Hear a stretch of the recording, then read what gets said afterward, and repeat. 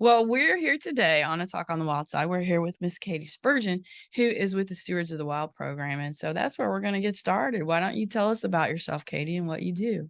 Well, thanks so much, Sandra. Thanks for having me. I'm excited to be here. Oh, I'm glad you're here.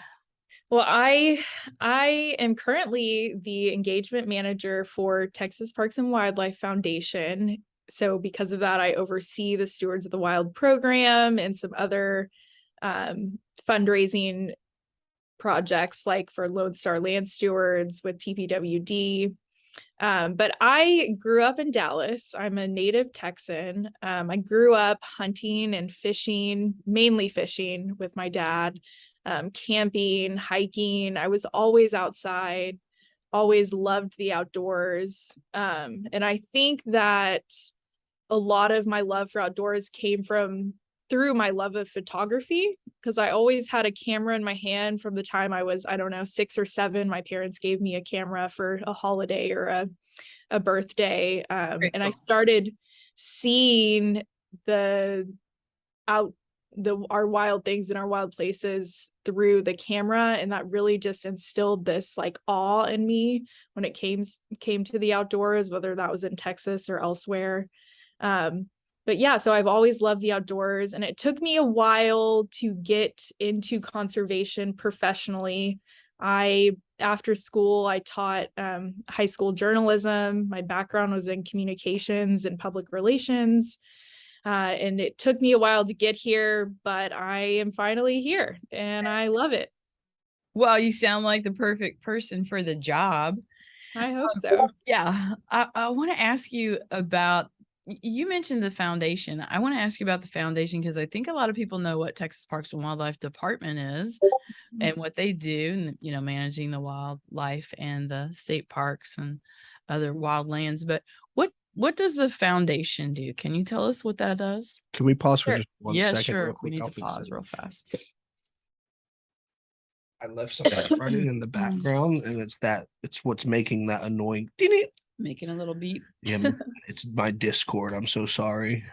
That's I all right. forgot it was still in the I background. hope you guys couldn't hear the tractor going by I my didn't hear office. anything. Okay, good. No. Okay, okay, good. It was pretty loud. It's all right.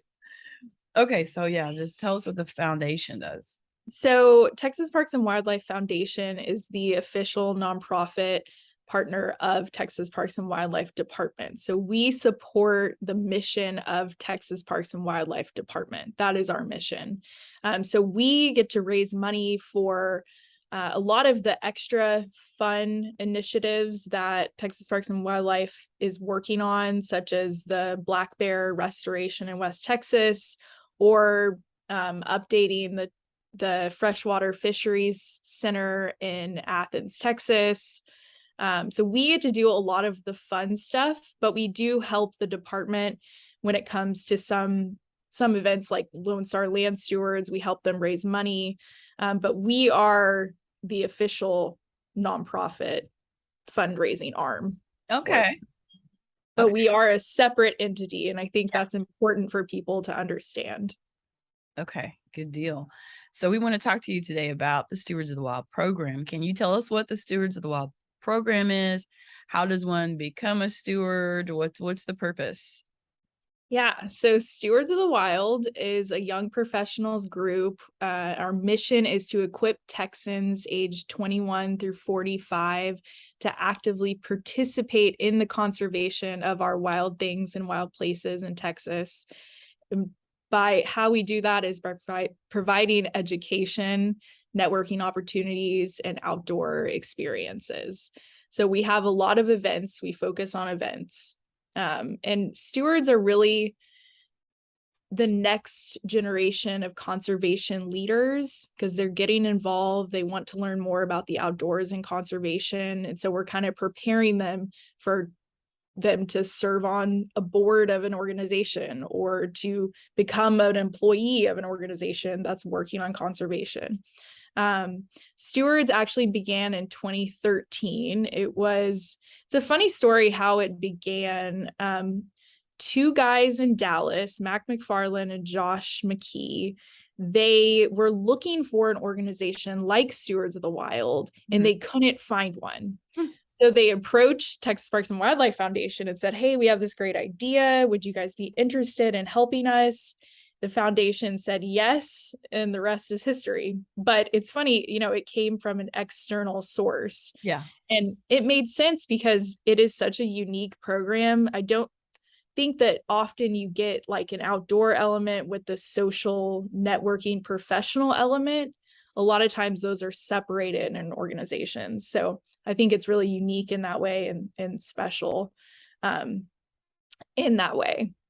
And so our stewards come from all different backgrounds across the state. Some are native Texans, some aren't, but we welcome everyone. People have different levels of experience in the outdoors. Some people are extremely experienced fishermen or hunters or hikers or birders. And then some people are just interested in the outdoors and they want to get more involved. Mhm. So it really is a range. And we have local chapters and then we have the statewide program.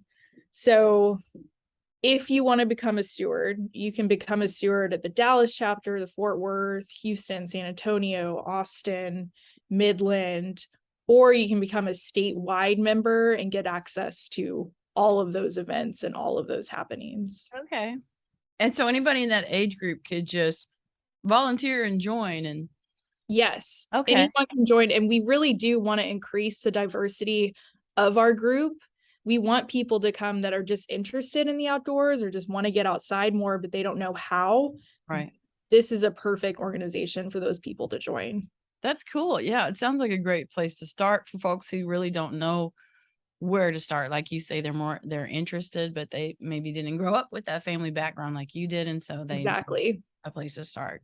That's Exactly. pretty cool. And how would they find you? Just Google? So a lot of people do just find us online. They're looking for something like this and they come across us. Mhm. You can go to stewardsofthewild.org and learn more about us, but we're on Facebook, we're on Instagram. I think our BCS, our Bryan College Station chapter, is on Twitter. A lot of people find us through the foundation. So Mhm. they come to the department looking to volunteer, and then sometimes they're sent to the foundation, and that's how they find us. Okay. Yeah. Really cool. Yeah. So- So we're looking to try to get out there more and spread the word a bit. So anything we can do like this helps. Oh, great. So Katie, we have listeners all over the country, and I'm wondering is the Stewards program specific to Texas, or are there similar programs in other states? So good question. The Stewards program is specific to Texas. I have done quite a bit of research and I haven't found anything in other states that's exactly like Stewards. I've found some similar organizations that maybe focus on the social aspect or focus on the outdoors aspect, but I can't find an organization that is like Stewards. And I think that's because it came from this external source, just two guys looking for an organization where they could meet like-minded people. And that's how it came to be. So I think that's a lot of the reason why. Yeah. Yeah, I was just getting ready to say these other states need a couple of folks who want to do this and make it happen. I know. I've heard that Arkansas has a similar organization, but I haven't looked into that specific organization. So as far as I know, Stewards is very unique. Okay. Well, that's cool. Well, Texas is unique too, so it's fitting. Yes, very. Okay. I can see how somebody who is participating in the Stewards of the Wild program would really benefit from it. Are there benefits just to the general public that come out of the program though? Yeah, so I think one of the primary benefits is that Stewards is creating that next generation of conservation leaders, and it's just educating these young professionals to start understanding the issues that are facing Texas. And we need people who are well versed in conservation issues or conservation leadership, so they can become like board members and lead us in the right direction, even if their background is not in a conservation related, outdoors related background. Sure. Maybe they're business people or whatever, but they Exactly. Exactly. So I think that's one benefit to the public. Another one, we're always looking for service projects.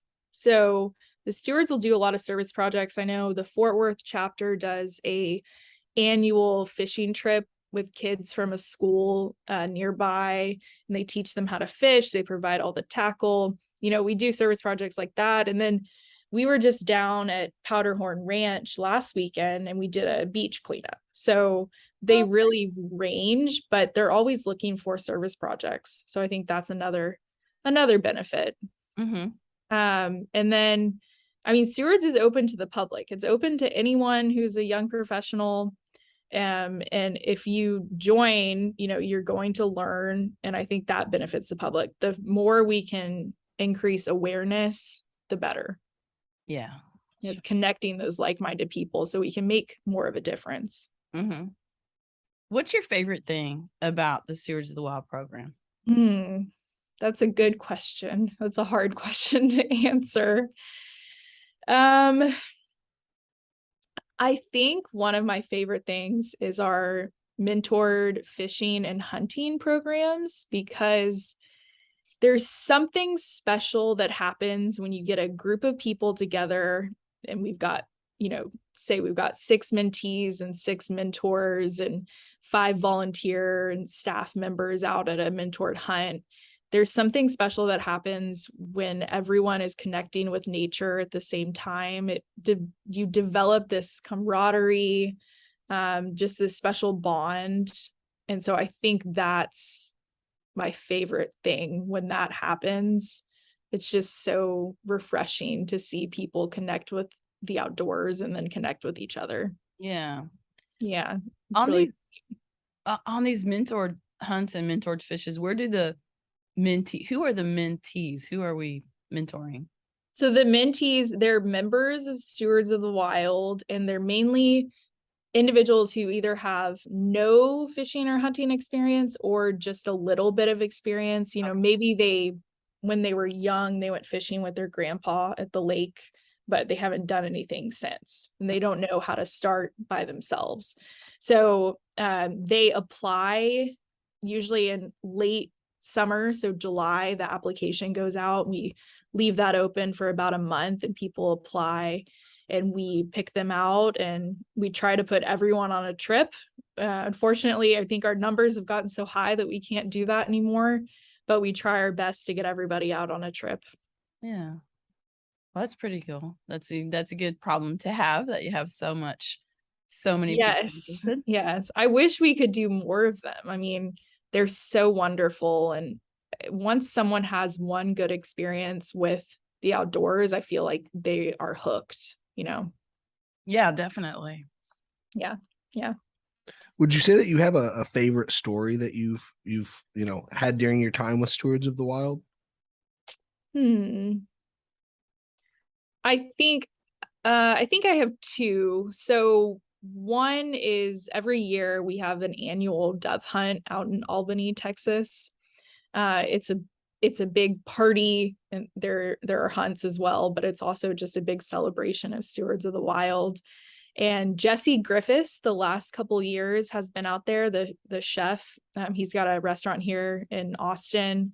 He's wonderful, but he has helped us do a dove plucking contest. So his big thing is using the entire animal, right?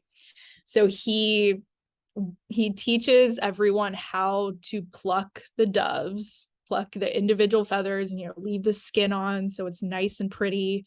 And so every year we've been doing this. When the contest starts, the feathers are just flying everywhere. It's crazy.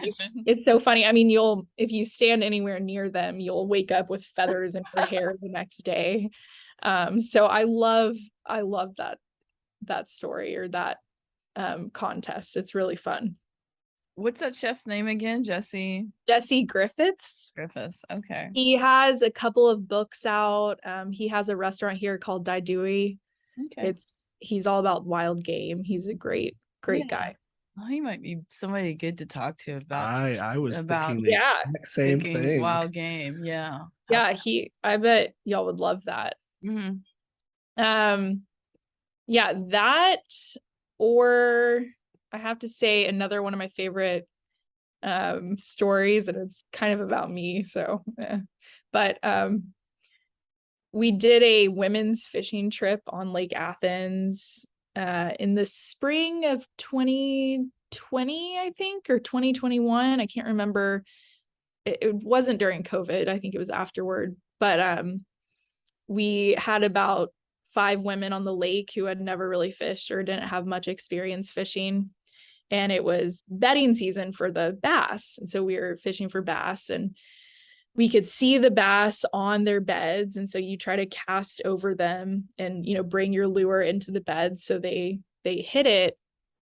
And I was in a boat with a couple of mentees, and I was trying to get them to cast. I could see this huge bed, and I was like, okay, cast over there, cast over there. You guys can do it. I gave them probably 10 or 15 tries, and they just weren't quite getting it there. So I said, okay, I'm just going to throw one over there and to see if I can do it. And I threw it over there, and I suddenly see this huge bass swim by, and it hits my bait, and it ended up being a 9-pound bass. Wow. I know. And so it was really fun, though. They actually loved seeing someone catch that fish. It was a beautiful fish, but I felt so bad. I was like, I'm the mentor here trying to help them learn. And of course, I catch this big fish. So that was pretty funny. No, I think that's great. I mean, sometimes we think that fishing is just about luck, but I will you gotta say know some things. you learn a lot from watching other people catch big fish, because then it's like, oh man, I should have done this and I should have done that, because look how easy you just flick it out there and rake it across the bed and wham, they smack it. Right. Right. But that's a skill I learned over 30 years. It wasn't something I learned just immediately. So right.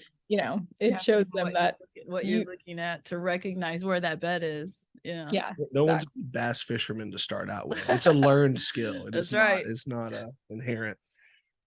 That's for sure. But everyone can learn. It's not that difficult, Right. Well, that's a good fish story. So yeah. A lot of young people, I think, would like a career in conservation. Maybe they're not really sure what they could do. Mm-hmm. Game warden, zookeeper, ranch manager, whatever. How would you characterize your career? Is it a career in human dimensions or education or what?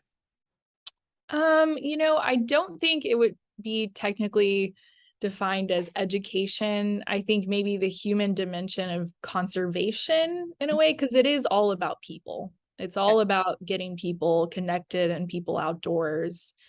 And I'm not really an educator. I am more of a facilitator.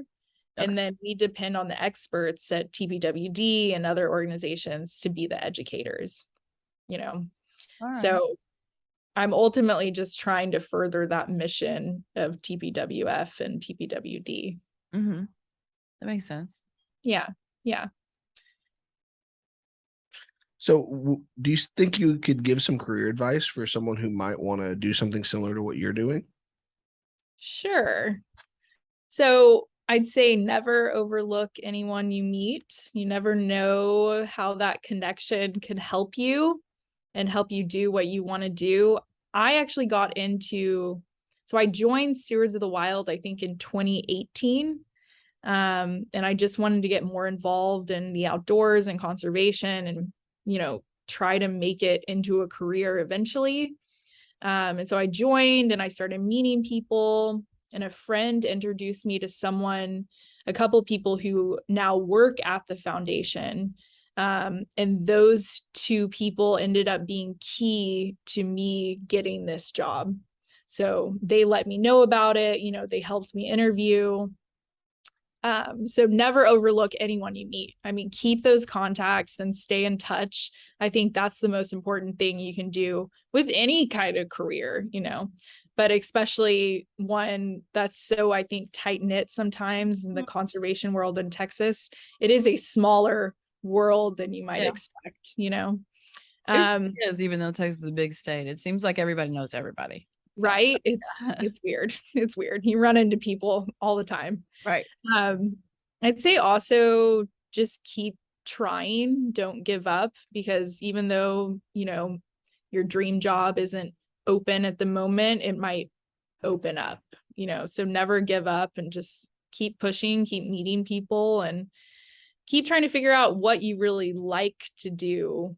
I really love to meet people and interact with people and communicate with people because of my background. And so this ended up being a perfect position for me. So you never know what'll open up. Yeah, that's great. Yeah. Good advice. Yeah. I love the advice of just the networking advice too, because I mean, it's kind of, the old hokey, you're only 6 degrees away from Kevin Bacon story. Yeah. Yeah. In Texas Exactly. conservation, you're probably only 3 degrees from that person that you need to get to. From Carter Smith. Yeah. Yeah. Yeah. Yeah. Yeah. It's funny. It's funny how you'll randomly meet with someone one day and never think about them again for 2 years, but then they pop back up and you say, oh, I know you. You helped me with this and let's do this now. It's great. Yeah, that is great. Well, one of our favorite questions, we always ask folks for a biology blunder. And so I'm wondering if you have a biology blunder that you could share with us where things just went awry in the field or with a class or something. I would have to say, I think the women's fishing trip, catching that bass was a bit of a biology blunder. I did not mean to do that. Yeah. But recently we had a mentored hunt that was down in Southwest Texas. And I was driving and I had been driving all week, and I put in the address of the ranch that I thought I was going to, and I drove 6 hours down there and no one was showing up. And I realized, something's wrong here. I'm at the wrong ranch. I was at the wrong ranch and had to drive another 3 or 4 hours to get to the right. Are you serious? It just, yeah. I mean, Texas is big, right? I was just saying, that's really being at the wrong ranch though, Katie. That's not like being next door. Oh no, I was at the ranch for the mentored hunt the following month. So I was just in the wrong place. I'm here. I'm early. Yeah. So make sure you check your address when you put it in the GPS, right? I'm trying to think of something funny out in the field. I think stewards are really good about safety in the field. And so I can't really think of any like real blunders. Yeah. There's always people, tripping or making a funny joke or something, but I can't think of anything crazy. Yeah. I think being 3 or 4 hours away from where you need to is a pretty good blunder. But and it's funny because I'm always kind of concerned that that's going to happen to me. Like if you have to go to like a ranch and give a presentation and you're like, I've never been to this ranch before. You're kind of concerned that you're going to be like completely on the wrong highway and it'll take you 2 hours. Right. You're going to be late and you're not going to get there on time. And right. Yeah. You're going to get low on gas. Right. You're out in the middle of nowhere. And you don't have cell service. Yeah. End up hitchhiking home, that kind of thing. Yeah. It's always a possibility. Well, is there anything else you'd like to share with us about the Stewards of the Wild program or anything? Yeah, I mean, I think Texas Parks and Wildlife Foundation has really incredible projects going on that people should definitely look into. tpwf.org. You can find out a lot about that. For example, Palo Pinto Mountain State Park is opening soon. It's 75 miles west of Fort Worth. So that's really exciting. Yeah. It's funny that Andrew and I are smiling at each other because that story is our intro story for that we're the episode before you. Yes, the episode before you. Yeah, we're just okay. This state park that's coming online. How cool is that? Yeah, I mean, it's so exciting. And so we're helping raise money for the park. That's so exciting. And then we've got stuff like the black bear, helping the black bear populations in West Texas, and the stewards might be able to go out there and do some volunteer work. So that's exciting. Maybe see see them put a collar on a bear, which would That be would be fun. pretty interesting. Yeah. Yeah, for sure. And then, we have like the Gear Up for Game Wardens program, which is awesome. It raises money for the game wardens to get the specialized gear that they need, because unfortunately they just don't get enough money from the government. I had no idea. I didn't even know that was a thing. Yeah, it's awesome. Austin Taylor runs it. This year we raised, I think, more than $175,000. So that helps them buy boats and drones and like this special equipment that they really could use, but they don't receive because there isn't funding. Oh, no funding. Sure. So it's an awesome program. People should look into that. It's on our website. But I think it's really important to know that TPWF is doing some great things. Yeah. And because of TPWD and their priorities. So well, that's next year, sorry, go ahead. No, you're fine. Next year is the 100th anniversary of state parks.